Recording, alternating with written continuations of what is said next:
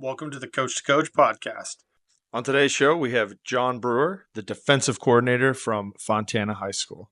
He's an amazing coach that's doing wonders at Fontana, a place that's known for defense. We talk a lot about how Jon's investment in leadership and professional development in himself has really carried him through in his coaching career. This one's special because Fontana is a place that's close to my heart. And I feel like Jon is doing a lot of great things that's going to put his name right up there with some of the greats of Fontana High School football coaching. And I'm really hoping you enjoy getting to know Jon Brewer on the pod today.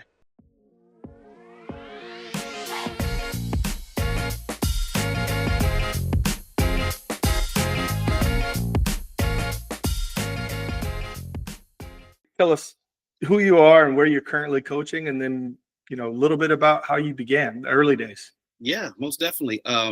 Jonathan Brewer. I coach at Fontana High School right now. I really enjoy doing what I do. In the beginning, I always knew that I wanted to be a coach. I don't know what age specifically, but I always knew I wanted to be a coach. It was really a life goal for me. I felt like if I got into coaching, man, I'd be good for the rest of my life. Just let me get in there. So the way I got into it was I was at work, and I was working as an apartment leasing agent. And one of the tenants, they came in, they were like, "Hey, I'm gonna be late on my rent this month." And I was talking to him, and I was like, "Man, you know what, dude? Like, we've given you a couple of months, man. I don't know." And he was like, "Man, dude, it's this coaching stipend." And I said, "You coach?" And he said, "Yeah." And I said, "Oh, okay. Where do you coach at?" "I coach at Harupa Hills, and my brother goes there." And so it's kind of like a weird connection out of nowhere. Mm-hmm. So the more we talked, the more he was like, "You ever think about getting into coaching?" And I said, "Man, dude, if I could get in, it would be great." He says, mm-hmm. "Man, look, if you can get me past this next week, I'll bring you to our head coach. You can just talk to him, see if you like it." And I just took it and ran with it, man. I started coaching at Harupa Hills that same spring. Wow. Wait, what year was that? That was, let's see, what are we in, 2024? That was 2015, I want to say. Okay. Yeah, I'm going into my 9th, 10th year coaching. And a decade in, coach. That's the year. That's the year. It's oh man, I don't know where I would be without coaching. I have no idea. It's one of those things that I can honestly look back and tell people, coaching has saved my life because of how impactful it is. And you kind of have to be an example, and the things that you're telling people to do, you have to have some kind of, experience in and doing. You can't tell somebody how they should be if you don't know how to do it yourself. I could not agree with that statement more than I do right now, right? It's you literally cannot, you have to like practice what you preach. You have to walk that talk, right? When I was a young rugby coach, I coached at Saints High School. Okay. and I was still playing rugby at the time this happened, right?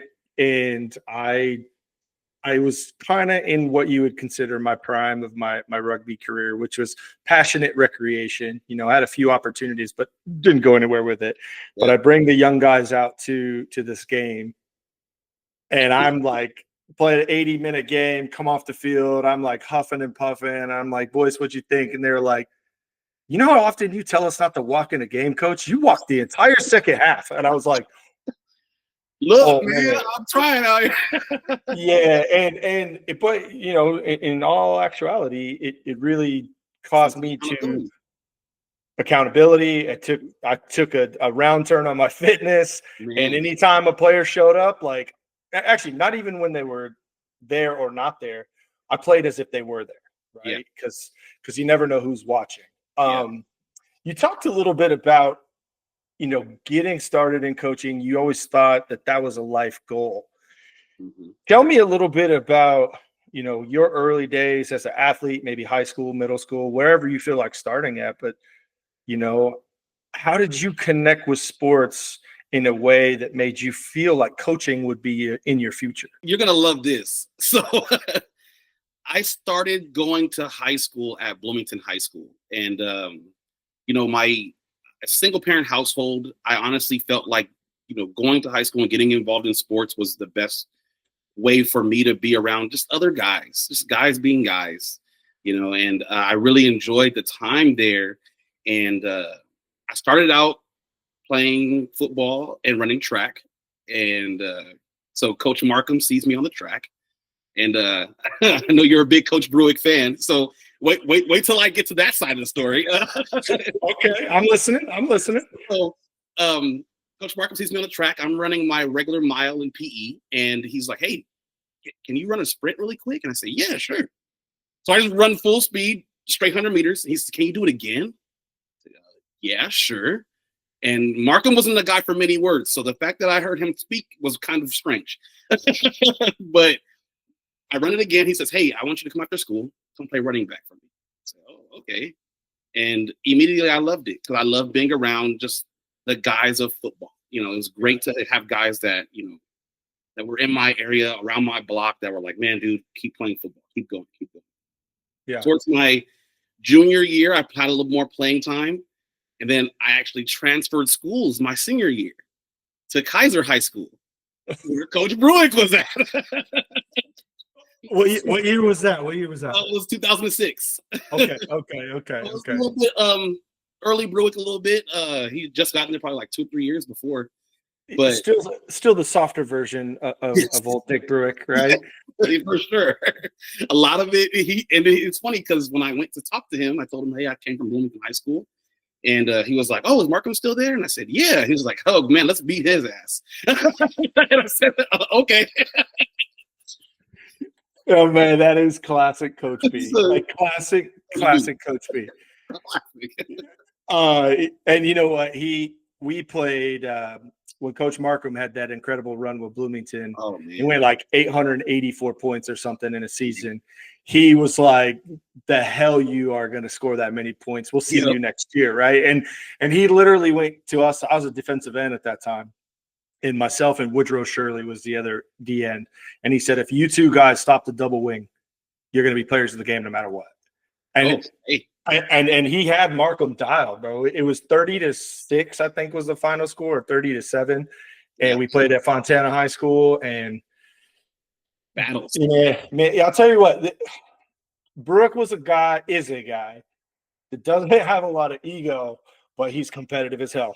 Man, he loves to compete. He loves to get other guys to compete. A lot of those traits that I learned by just watching him that senior year, I kind of take with me. And I kind of knew I wanted to be a coach early on because I felt like watching Markham, watching Brewick, going right around after my senior year football season wise, I was going into track season. I thought to myself, dude, I got to be a coach. I got to be a guy who leads other guys. It's just, I feel like I have it in me, and originally for some reason, I just could never get my footing into getting into coaching. And it was great to when I first got my coaching gig, I was freshman coach. Great. This is awesome.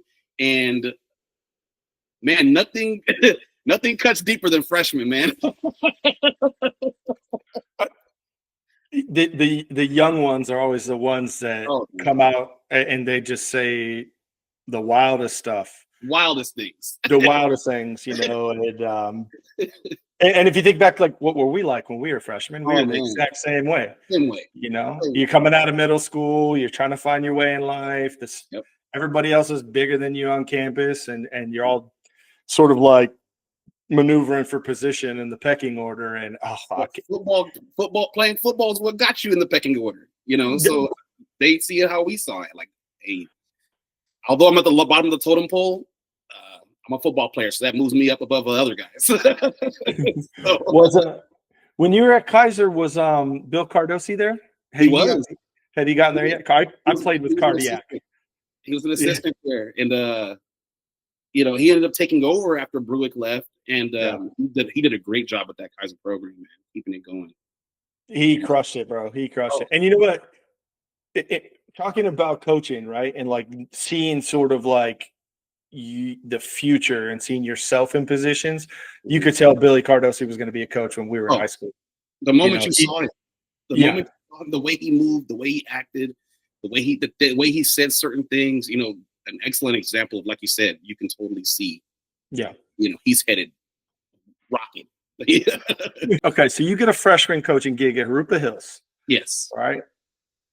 When you start out, who did you emulate the most in your coaching history, right? Because they say when you first start coaching, you are pretty much a spitting image of your coaches. Yeah. Right? Who were some of those coaches? I mean, clearly there's some Markham and Breck in there, but were there any other coaches that you emulated when you started? Honestly, no. I wish there were, but to be honest with you, I felt like Markham wasn't talkative, but I felt like he was a super disciplinarian, and I felt like Brewick was more talkative, but it was, like you said, a little bit softer. Brewick. He more got into the mode of, all right, I gotta be smart about this now. Like, the generation is different. I gotta be smarter about this. And I didn't understand that when I first started coaching, so I tried the Markham way a little bit hard. And our head coach at the time, Coach Cetos, he was like, you kind of got to dial it back. bring it to a chill a little bit. It's a different generation, different day and age. And I said, okay. So I kind of started to shift that to that Brewick kind of method of like, let me sit back and observe first, and then, you know, give my input. And it's worked great for me, honestly. Okay. It's funny you're talking about this, and as a former player of Dick Brewick, you don't realize sort of like what lessons you take from people until way down the road, right? Oh, way down the road. I think you make a great point in being a generational coach, and not like once in a generation, which he clearly is, but he knew every generation. Oh yeah. Like, he was relevant. He would make jokes. You know, he would get the entire team laughing.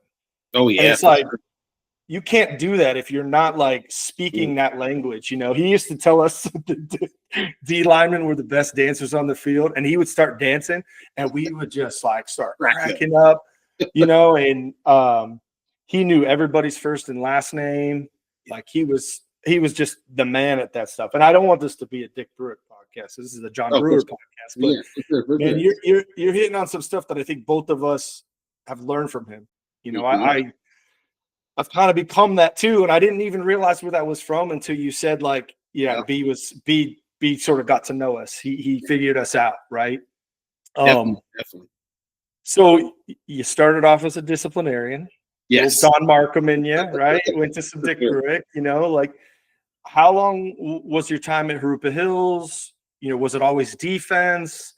Tell me some sort of the evolution from that first year till, you know, where did you go from there? What did you do? So from that first year, I was coaching freshmen. The next year, I felt like I want this so bad. I got to just go get it. So I went to the head coach, told him, hey, man, I want to head coach freshman next year. I want to be the head of the whole prior freshman program. He said, hey, let's just move you up to VAR. I said, okay, why not? So I went up to varsity. I started coaching linebackers. I began with the outside linebackers, moved to inside backers, up a little bit with the D line.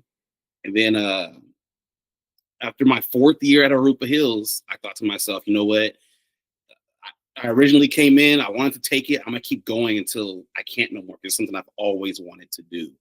Yeah. And I ended up talking to Coach Cetos, telling him, hey, man, I'm really looking at, you know, leaving the program, trying to become a coordinator somewhere. And he helped me a lot, helped me realize, like, hey, man, like, if you really want to coordinate, you have to learn.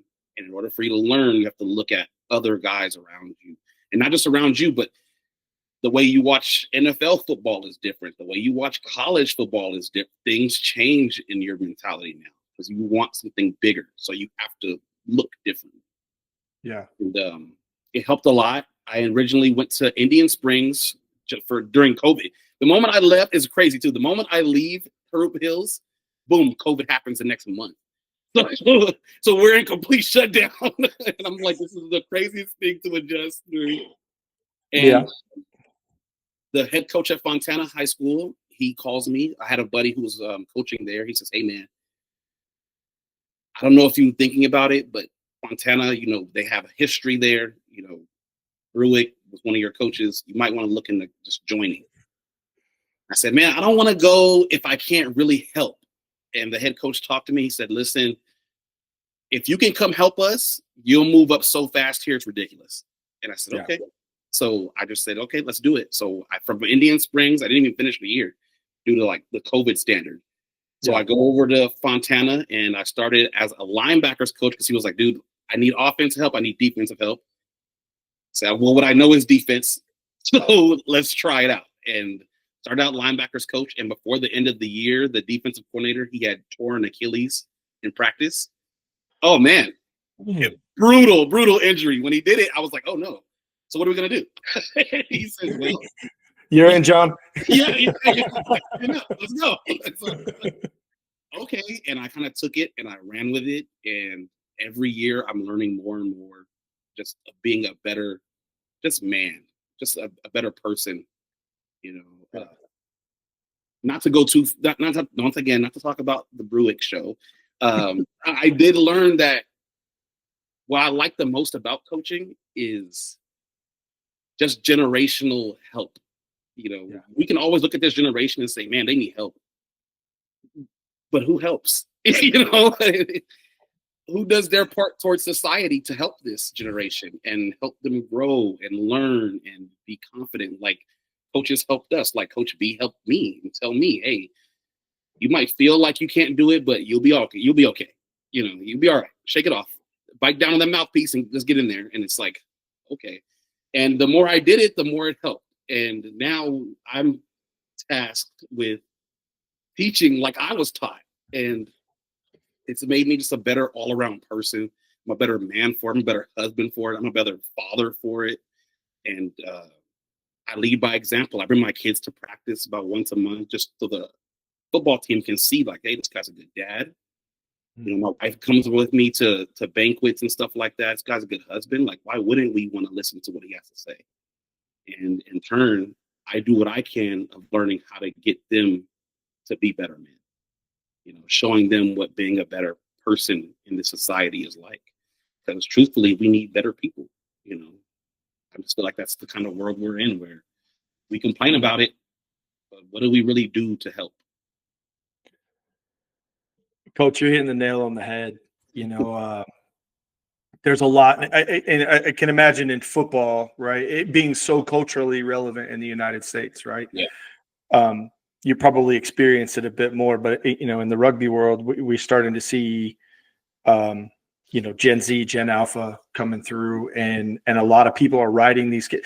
Shoot, people were writing off millennials before Gen Z and Gen Alpha, right? And it's they're writing them off. These kids, they're lazy, they're this, they're that, and you're so right. It who took us, and we were Gen Xers, and the group before them, or not the boomers, we won't talk about them, but someone had to intervene and say, "Look, what you're doing is cool, but here's how you do it to be a better person." Yes. And man, what an impact that does, Coach. Like that's a great point, and thank you for bringing that up. It really hits home, like why we're here.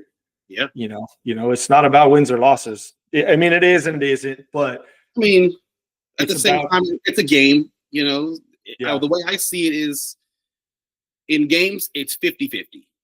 There's two teams. One of them got to come out a winner. 50-50 shot, it's you. But how do you win no matter what? How do you win despite the scoreboard? How do you win when there is no scoreboard? How do you keep your own total and your own tally? And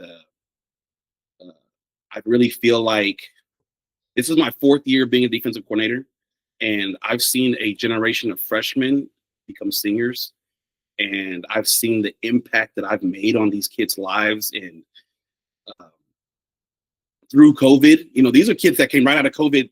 Boom, we're into football, and it was a scary time, but at the same time, they needed someone that they could trust, someone that is going to be there. And I really think that I try to do my part in helping a generation that wants help, whether they know they need it or not, it's there. And it's really awesome to be a part of that. That's why I really love what I do. I love coaching. It's something it's bigger than a passion of mine. It's like a lifestyle. If you don't live it, if you're not accountable, if you're not disciplined, if you don't get up in the morning and make your bed, how do you expect kids to? How do you expect players to, athletes to? And that's not just at the high school level, that's at the college level too. As they go up, it only gets harder. Life only gets harder. So you got kids right now, we have kids who they struggle with just getting to school in the morning. And in college, you got the same kids that struggle to get to school in the morning on top of the fact that they have a kid. So it gets harder as the level goes up. And it's important to just remain true to the things that we know are true, which is hard work beats talent. And the way to get to hard work is discipline. And discipline and accountability rule overall. There's a lot to unpack there. There's many points I would love to hit on. I hear you saying, and this is becoming a theme on the pod with a lot of what we consider AKA new school coaches, right? Mm-hmm. Like our generation of coaches is what does success look like? How do you define it if it's not points on a scoreboard? And, where did, I assume being a kid from the IE like me, like winning football games, being competitive, being tough was part of, your growing up. Where did that change for you where did that change for you in looking at process and performance over outcome and results, right? Like doing the little things every day to be good, that's a win. Or, hey, I'm really pissed that I lost a game. I don't see you sitting on this end. I see you like, yeah, guys, like your effort is here. Like that's a close game. You lost it, but guess what? It doesn't negate all the work you did. Where did you start to think like that? Like, how did that get into your life?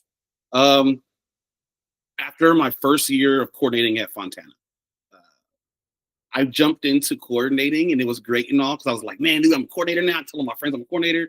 Everyone who knows me knows, like, hey, dude, he wants to coach football. He's going to be just like we talked about with Mr. Cardosi, man. Coach Cardosi, we all knew I was the same guy. Everyone knew. And it was great to tell my friends, hey, I'm a coordinator. And then year one, we were 0-9. As these gray hairs came from that 0-9 season, man. It was rough, but I had to go into the off season thinking, like, not only how do I fix this, but how do I look at it as it's okay? Because at the end of the day, the only way to fix it is figuring out if it's okay or if it's not okay.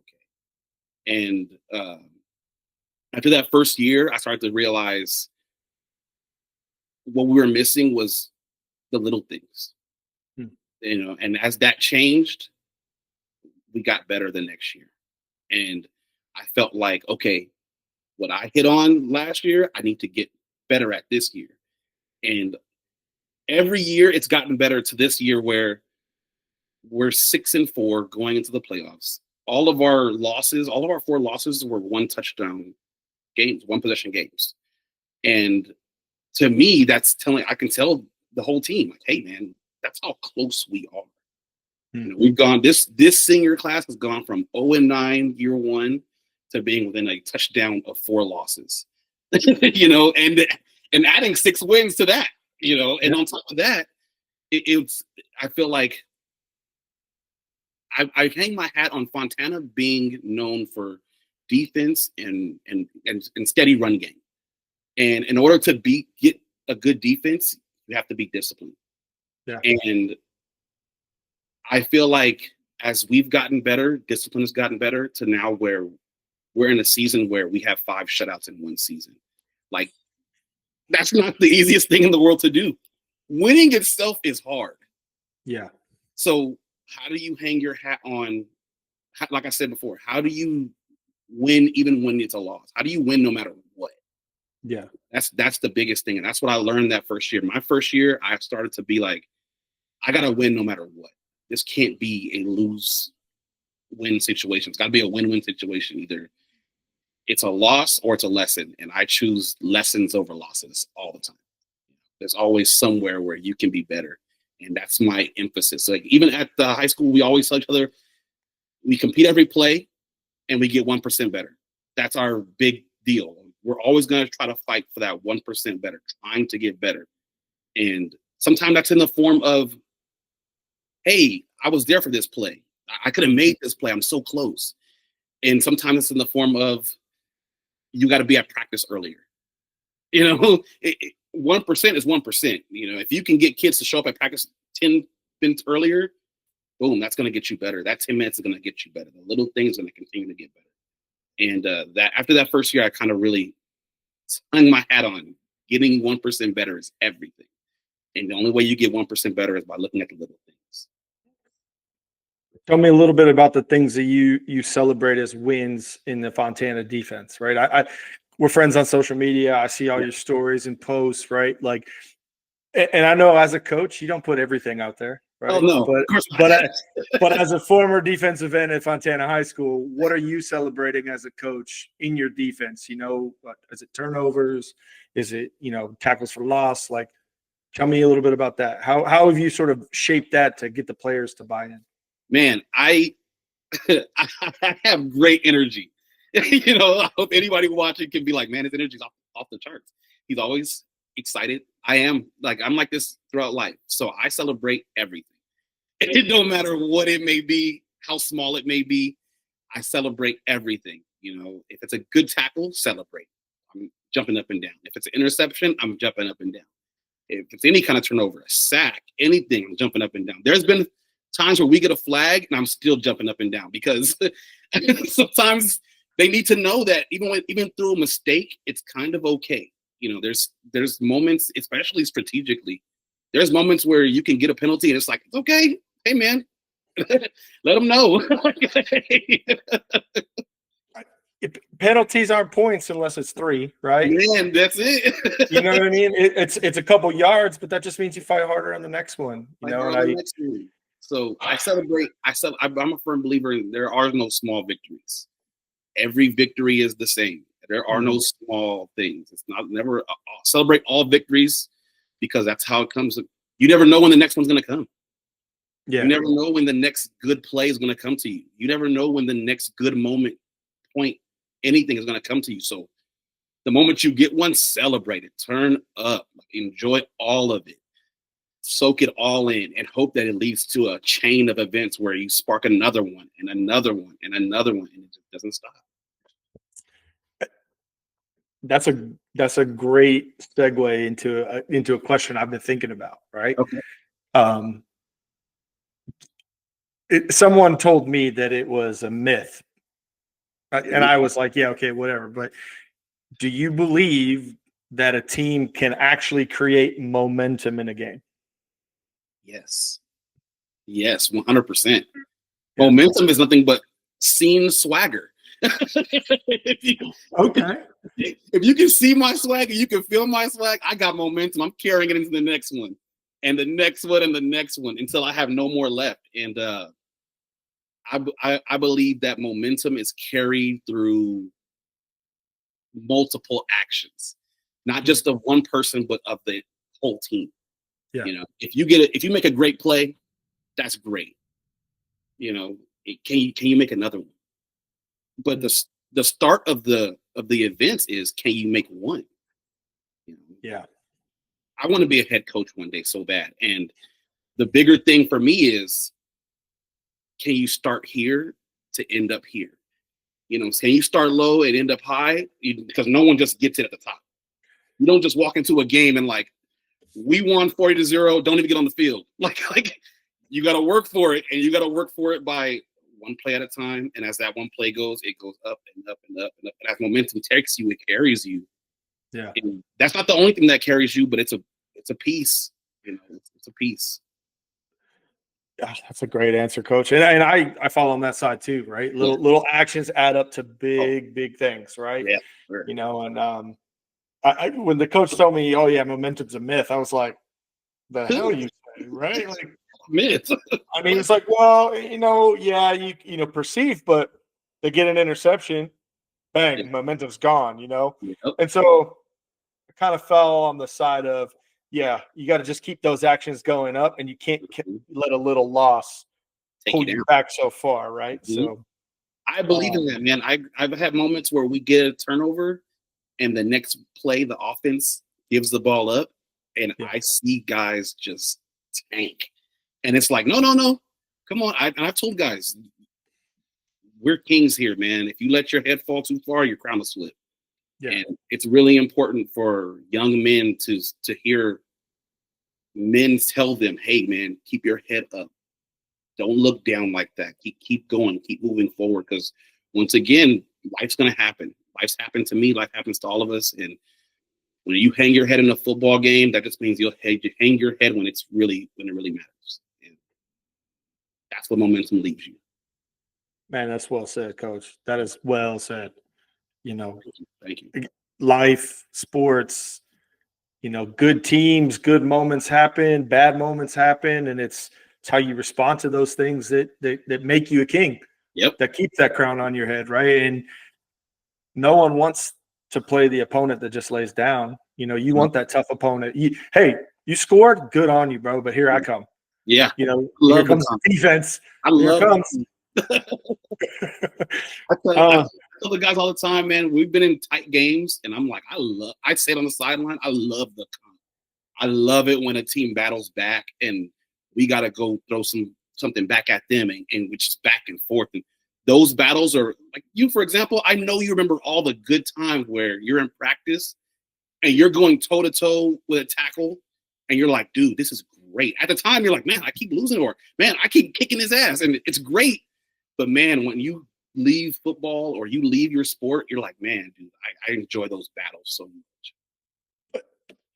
I'm sure you have had the similar feeling once Oh. leaving playing, but you're out of training, you're at practice, and the players are competing, and it's sort of like everything's clicking, or people are really intense. Defense is making stops, or offense is making plays, Mhm. and you just sit back and you're like, I don't want this to stop.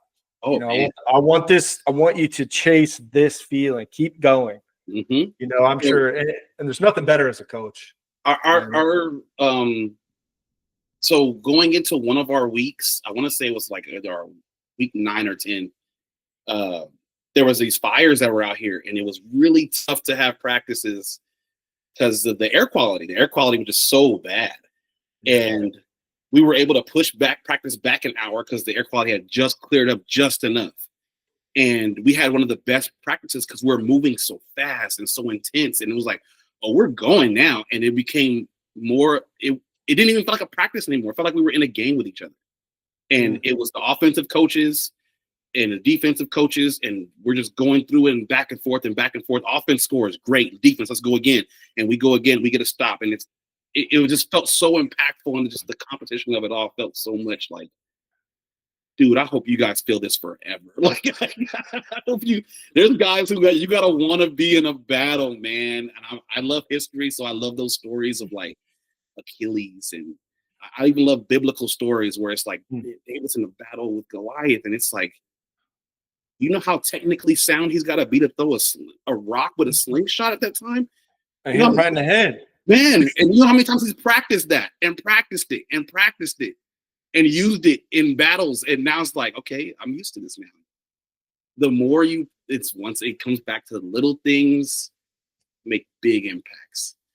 No one knows when their time is. No one knows when you're going to be called. I didn't know that coach was going to tear his Achilles in that practice, but I'm a firm believer in, because you don't know, you have to always stay ready, and you have to always be prepared. You have to always be on your discipline, because when it does happen, the last thing you want to say is, I had it and I let it slip. Yeah, Coach, you bring up a really good point there, and you got to stay ready.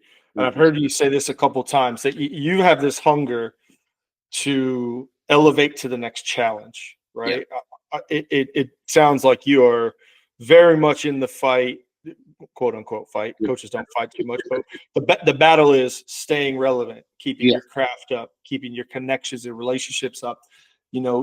What are some of the things you're doing off of the field that are helping you stay ready, helping push you towards, that HC, the head coach role, when it comes, right? It's not if, it's when for you. From what I could tell, obviously getting to know you on social media and now sitting down and talking, it's definitely not an if, it's a when that call comes.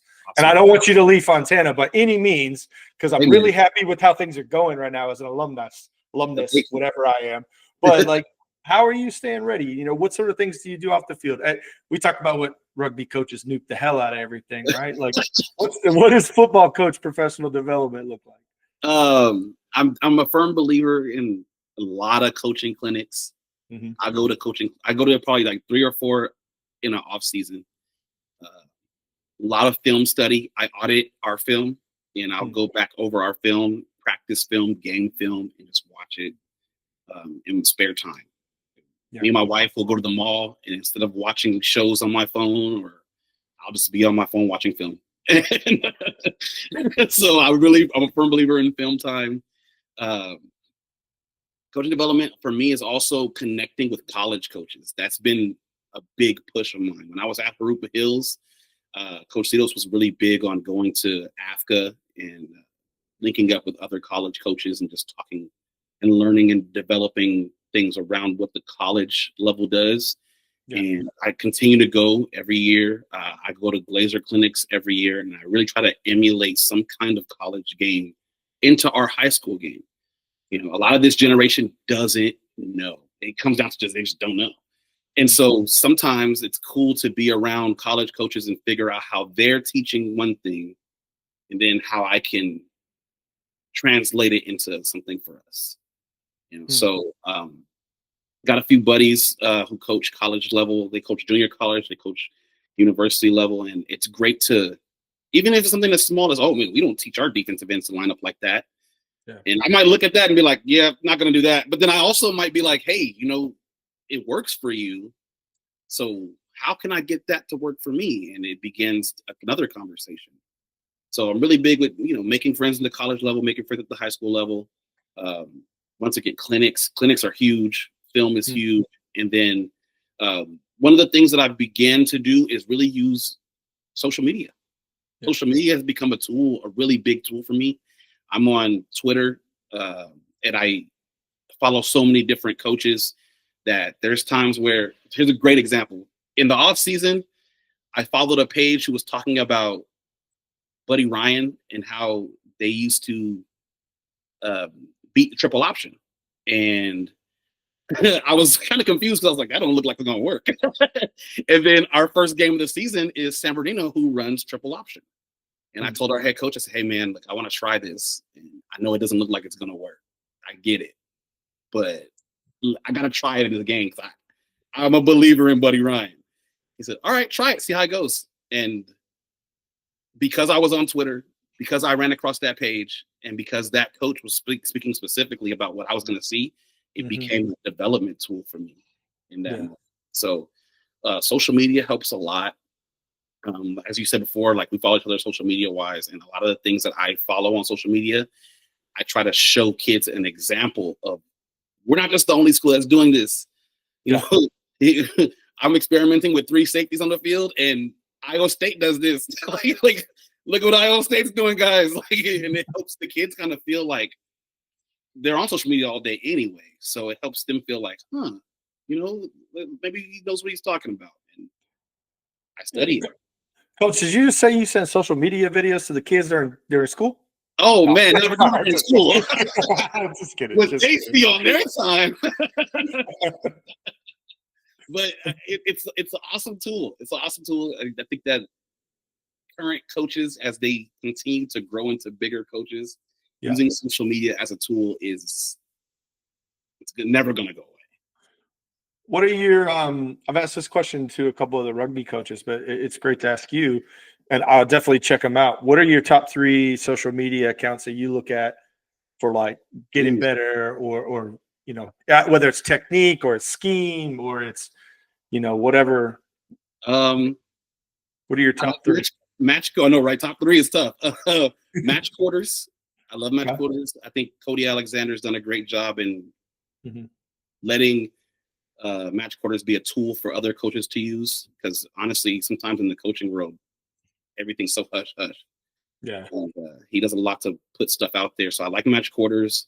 On Twitter, I follow Coach Bass. He does a good job of explaining run game and run fits, and he's a big run guy anyway. And then for my third one, started following this coach about 5-6 years ago, Tyler Manus. He does a great job of, well, he's a coach too. So he went from Tennessee, starting out there, was like, hey, I need a job, man. Is anybody going to give me a job? And he ended up getting a job there, winning a ring. And I was like, wow. Sometimes it's so easy for some guys. Must be nice. Next year he goes to a different state, and then they get to the finals. And it's like, how are you doing this? And he explains, like, man, dude, I use social media accounts to learn as much as I can. Yeah. So he reposts a lot of things that he sees that he likes. So that's a good page as well. But for sure, those are my top three. I also like Craig Rowe. He just passed away probably like a few months ago.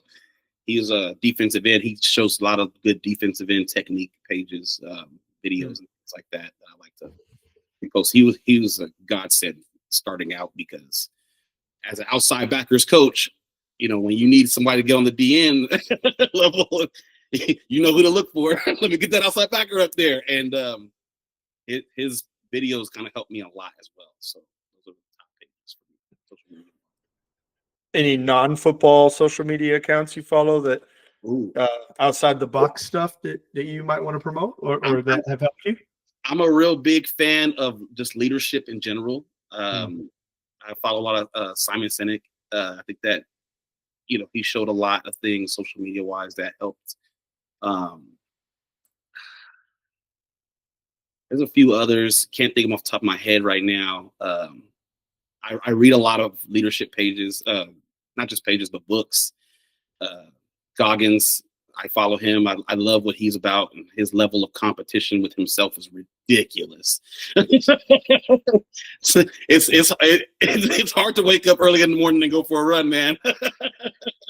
That man, he's made of something else, bro. I don't know where he came from. He's not a human.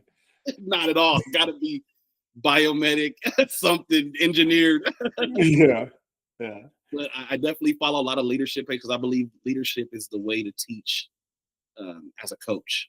Not just by example, but to submerge yourself in it. You can't just be a leader at one level. You got to be an example all the way around. Big fan of Kirby Smart and just the way that he's attacked things. I'm a big Georgia fan. So a big fan of how he's attacked becoming a head coach at Georgia, from leaving Nick Saban on to going to Georgia. And just his meteoric rise has been something that I've taken a note of as well. Nice.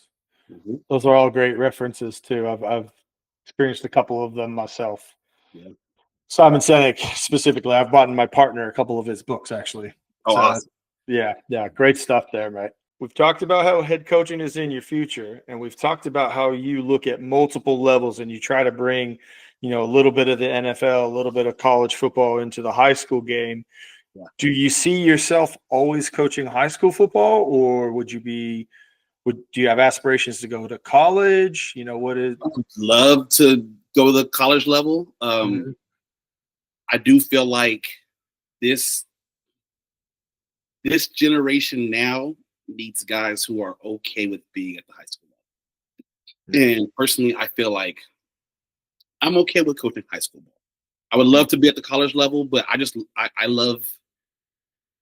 love being a leader of men and an example, and something that not just high school kids can follow, but something that college kids. There's kids that I've coached that are in college level now, and they still ask questions. They still talk to me and hit me up like, "Hey, man, this is what I'm struggling with. I don't understand how to really view this." And I'll just give my insight, and thanks, it makes it a lot easier. And those are the great conversations that I have that make me feel like I can coach the college level. Like I can still lead from the college level. So going college wise, that'd be it's just going up the mountain for me. And I'm gonna take as many steps as possible to get to the top. And sometimes that top is never in sight. That's what being a competitor is. You never see the end of competition.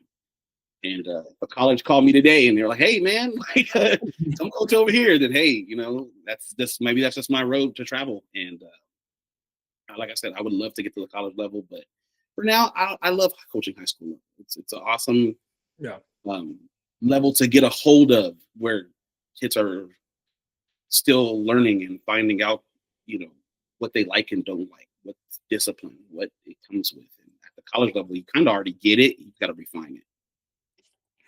So, That's that's an interesting way to look at it, right? Like if they call, maybe I'll go, but I'm really happy where I'm at, So yeah. that's great. I always thought I would stay in high school rugby, and when I got my first university job, I was like, me, like really, and you're making a really good point about there's always another battle, right? The climb is, you get to the top of one mountain, you look around, you're like, what you realize is there's just another one in front of you, For sure.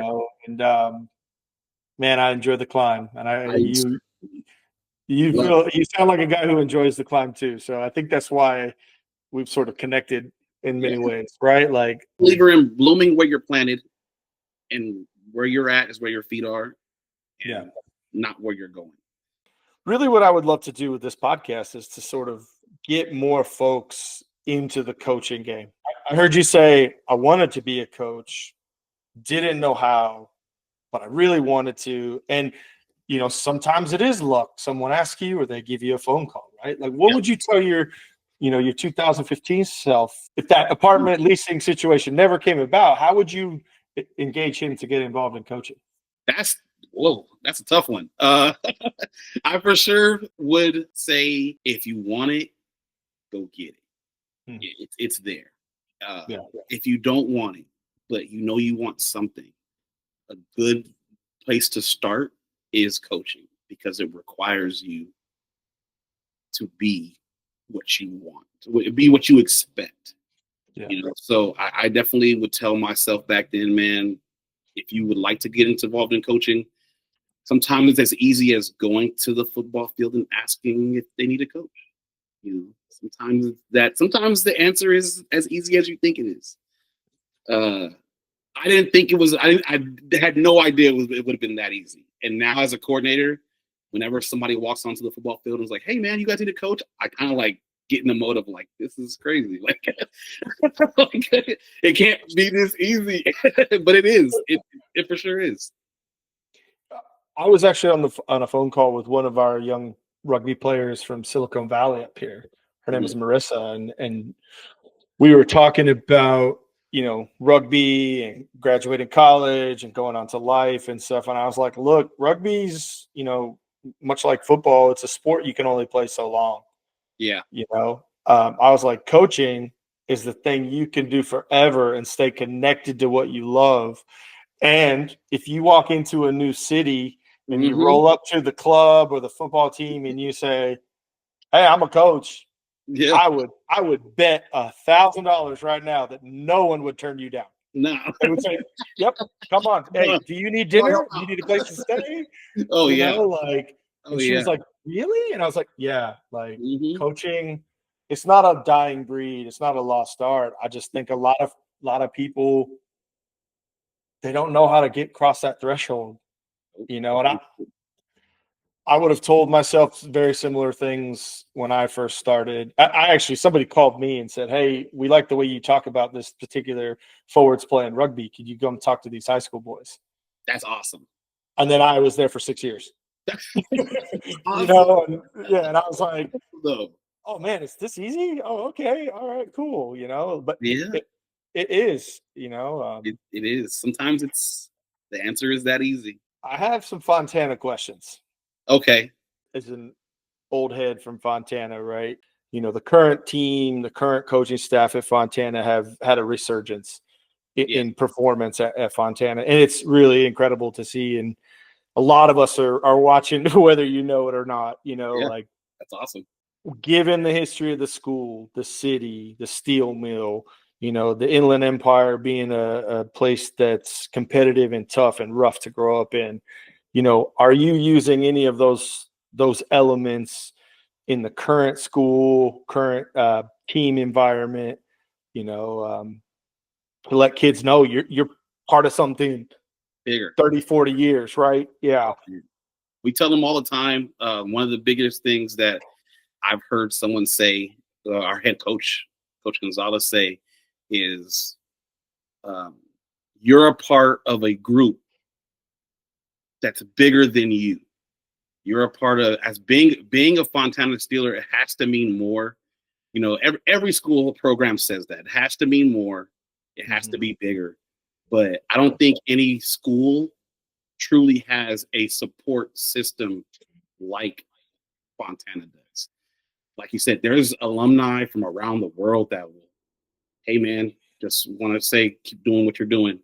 And for me, when he said that, it kind of sparked a thing in me, because then I realized, like, I'm a part of a group of coaches that has coached at Fontana High School. So and a group that Coach B is in, I'm a part of as well. And I tell the guys all the time, like, you guys are a part of a history school where it's not just winning. It's about just going out there and showing who this city is at a city school. So who we are is everything. And it's an identity thing. Once again, to talk about, the generation, like, they run into a little bit of an identity crisis where they don't really know, especially at the high school level, they don't really know who they are yet.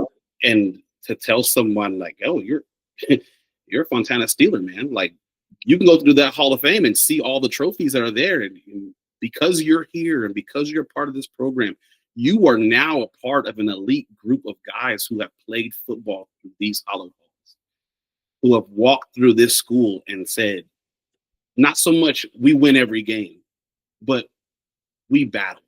We don't just, man, if it came down to wins and losses, great. But honestly, we just want to battle these guys. We want to go out here and just fight, and not physically fight, but like physically fight, And I'm really big on keeping count of what Fontana was and using that to kind of trigger our trajectory into what Fontana should be. Create your own destiny.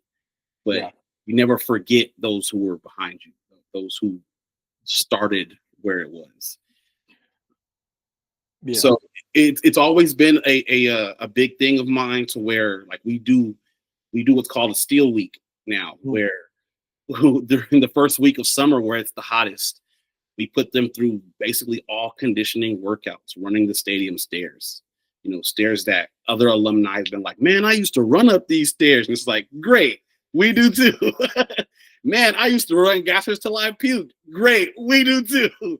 Oh man, this is you guys' weight room? Great, this is our weight room. We're gonna live in this too. And we use those stories in those moments, and we tell alumni, and tell us just like you're doing right now. Tell us what you experienced as a Fontana Steeler. We try to implement a little bit more into that Steel Week, where guys can say, like, they can meet someone who graduated from Fontana 50 years ago and be like, hey man, we ran gassers when I was at school. What, you guys did too? And it's like, it's a whole new level of understanding of the alumni and the Steeler man, what it means for you to wear that Fontana, what it means for you to be from Fontana. And in a city that now has 5 high schools, Fontana's not super big, but 5 high schools is crazy. But in a city where 5 high schools are, it's important, and it's great to be a part of a school and a program where, we got something that a lot of other schools don't. And that is history. That's historic rivalries. That's historic battles. That's sometimes you win, sometimes you lose, but you don't never give up. That's the kind of mentality that, Brewitt gave me and that I learned from him. And it's kind of something that I use to this day.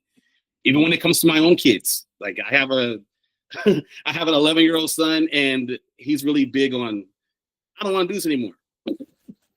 And I tell him, you can't give up. You don't have the option to give up because you've started. So now we're going to do this, and we're going to keep doing it. And we're not always going to love it, because that's life. You're not always going to love every single thing. Mm. But the key is you keep working at it, and you keep working at it. And on days where you love it, great. And on days where you don't love it, great. But we're gonna keep working on it no matter what. And those history, those there's a record for like 5,000 rushing yards. That record is probably never gonna be broken at Fontana. But Gibson. man, dude, it's the craziest thing. But it's not about that. It's about, do you go out there and run your butt off every time you get the ball? Do you think I'm gonna go get it, or are you wavering because it looks like a high number? Every year we have a bunch of sheets of all the records that have been posted in Fontana from way back when. And since I've been coaching at Fontana, a few of them have been broken, but it's like some of them are they're just gonna be there, dog. They're not gonna go nowhere. And I don't get deterred. I like the challenge. I love the comp. I love the challenge. I love that there's anybody who's like, I want to run the ball. And I can tell them, we have a receiver right now. I'm like, dude, do you know that if you run 2 interceptions back in one season, that's a record? And he was like, really? And I was like, dude, all you gotta do is run 2 back. And he's been trying since he's been a freshman. I'm gonna run 2 interceptions back, coach. Watch, it's gonna come for me. And I was like, dude, let's get it together. I want you to get it. Let's get it. And this year is no different. The standard is the standard. The goals are the goals. So it's great that we are at a school that has such a rich history of tradition, of pride. Ohio football is pride, and it's pride in everything. It's pride in how you run a gasser. How long you can hang in a game, how tough. It's taking pride in all those little things, and that's what's gonna continue to push the program forward. Every year we've gotten better and better and better, and it's nothing short of the direction of the head coach and the coaching staff that we have. And I feel like that's how Brewick was. He had a great staff that was like, dude, even if we got to drive this boat ourselves, we're going to drive this boat ourselves.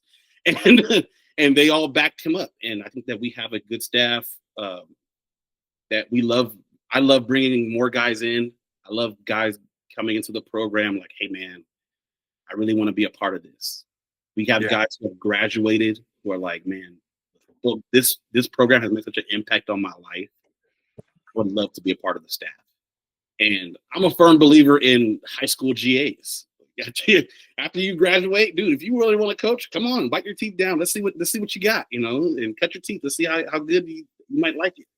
Yeah. And I try to bring at least one guy that from the past year back to coach.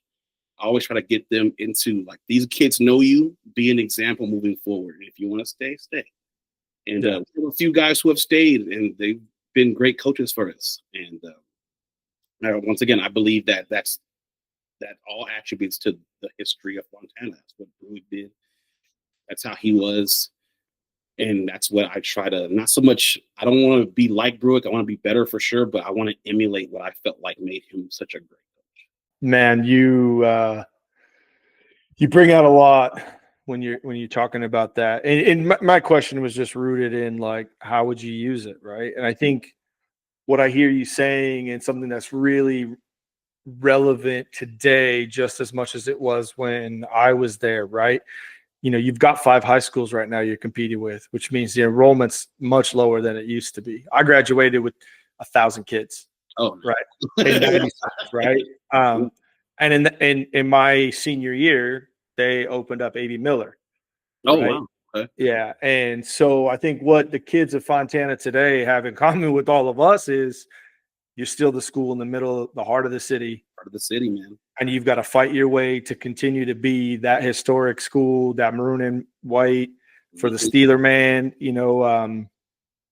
You figure out who you are at Fontana. Yeah, definitely.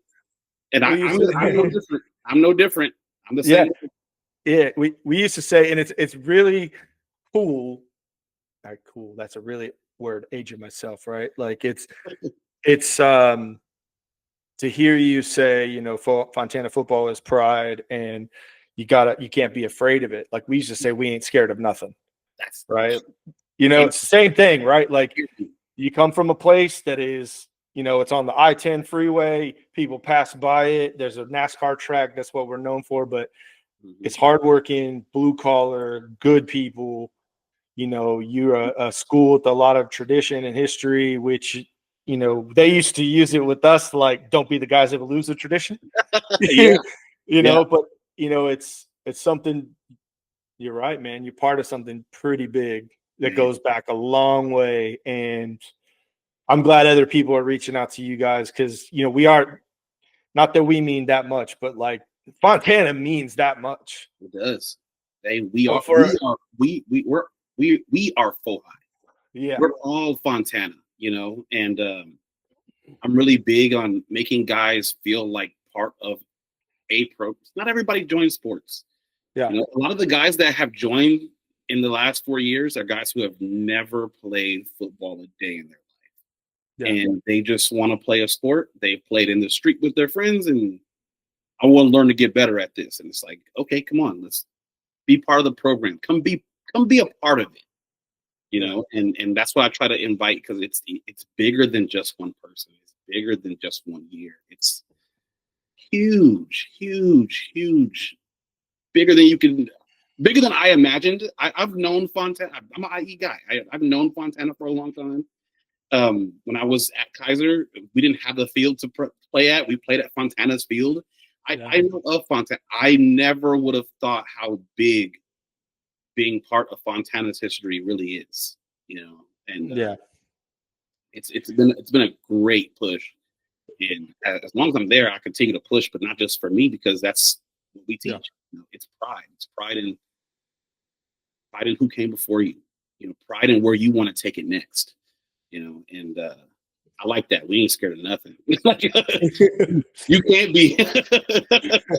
That was straight out of B's mouth. Yeah, we ain't scared of nothing. Yeah. Someday I'll tell you some of the pregame speeches that we would get that were just maniacal at points, but like, you brought up a good point there. Another point that I would like to hit on. I consume sports content like nobody's business, right? It's just sort of ingrained in me. You mentioned there were some kids that had never played football before that are starting to get into football at Fontana, right? Like, hey, I played in the street with my friends. Mm-hmm. As a consumer of sports content, I have noticed the NFL's greater, let's call it, vision of putting their money into flag football for girls. Yeah. And it's weird. I'm not even seeing any male flag football at this point. I'm sure that exists, right? No, yeah.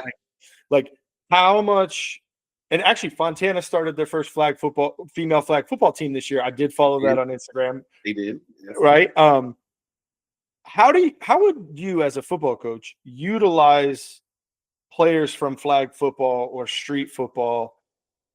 How would you take them and say, right, here's your strengths. Let's put them to use in the actual football game and our scheme and our defense, or I was going to say attack, but offense, right? Well, it begins with being a good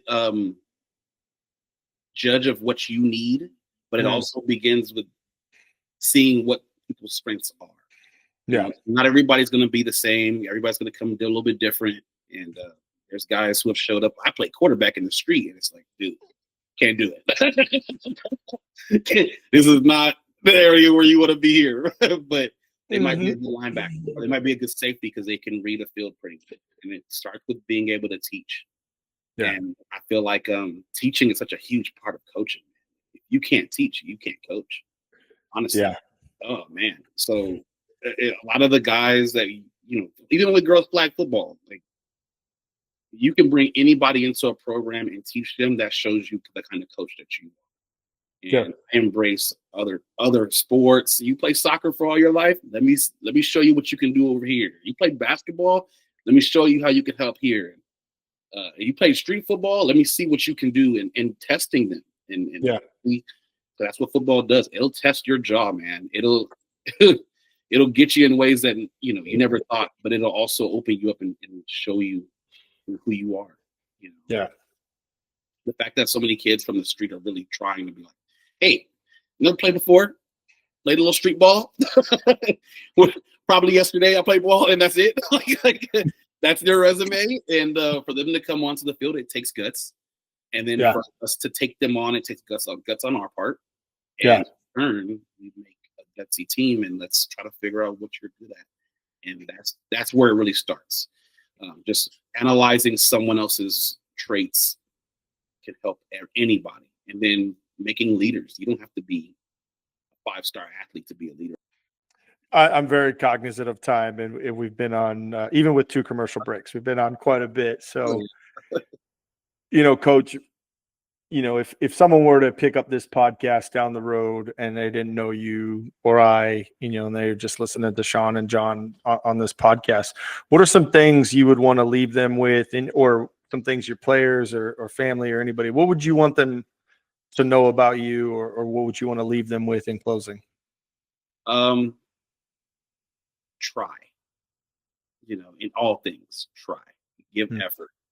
Effort's irreplaceable. And I think that all sports, any sport, it teaches the importance of trying. And to me, trying is exhausting all options, giving everything. That's an important word of it, is exhausting. When I think about exhausting something, I think about how tired it is. And that's how you should be in all things. You should try in everything you do. I can't even express how glad I am that I've tried to be a coach. That I love it so much that it just oozes out of me because I tried, and I really firmly believe that as people who, if no one knew who we were and they just came across a podcast and thought, let me just listen to this really quick, and they just caught the last little bit of it, I would hope that they would be like, you know what, I'm gonna try at something today. Yeah. It starts with the effort and it ends with effort.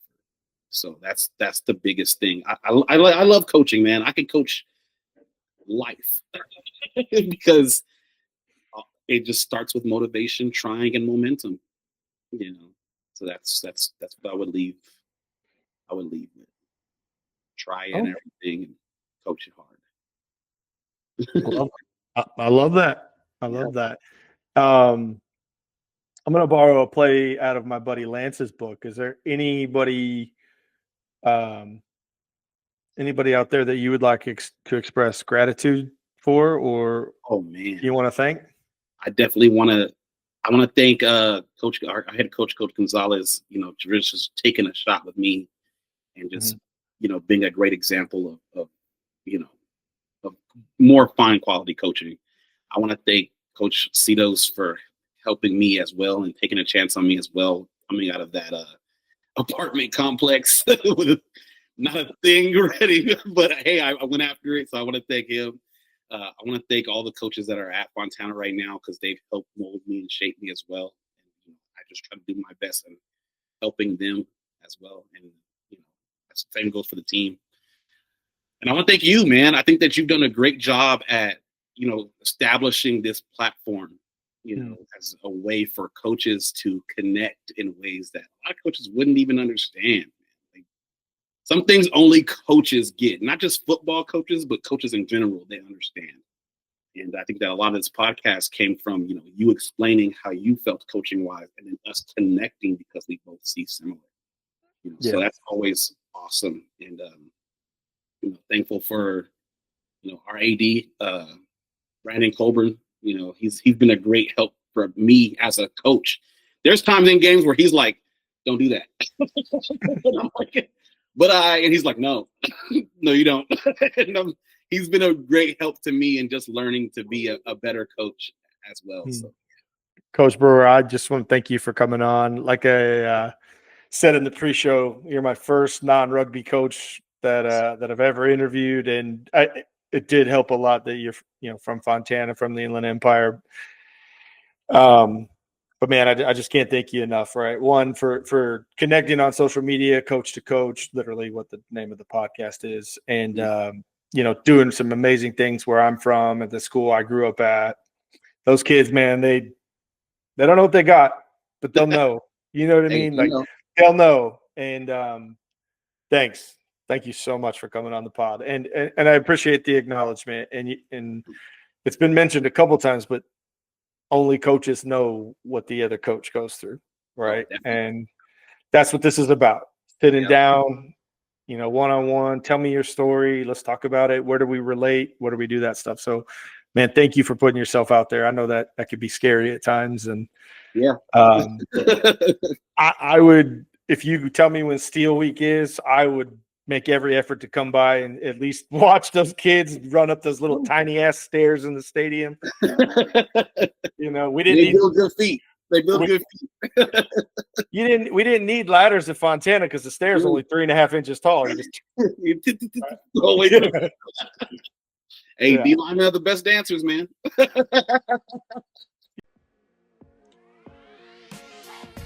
Thanks for tuning in today. If you liked what you listened to, please hit the subscribe button and leave us a review. We appreciate any followers and any input. This is the Coach to Coach podcast with Sean Lendersmith.